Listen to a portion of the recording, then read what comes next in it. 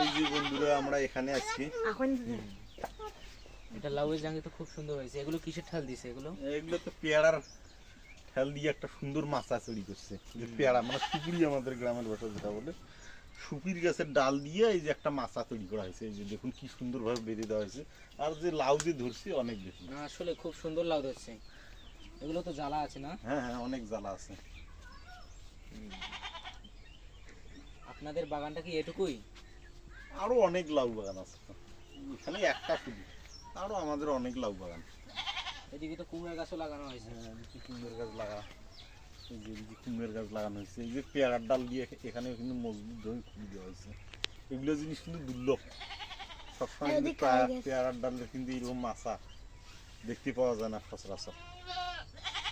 আর এই যে এদিকে দেখুন ঘরের চালের মধ্যে কিভাবে লাউ হয়েছে। এই যে এই যে এই যে ঘরের চালের মধ্যে লাউ চাষ, এই যে উপরে কিন্তু লাউ গাছটা, আর এই যে এখানে কিন্তু এটা, এই যে এই যে এই যে এই যে এদিকে দেখুন দেখুন কোথায়? এই যে এখানে বাড়ি চালে। হ্যাঁ হ্যাঁ সুন্দর হয়েছে তো। হ্যাঁ, এই যে সুন্দর হয়েছে কিন্তু যত্র তত্র লাউ হয়। আমাদের এলাকার মাটি খুব উর্বর তো, তার জন্য লাউ কিন্তু প্রচুর পরিমাণে হয়।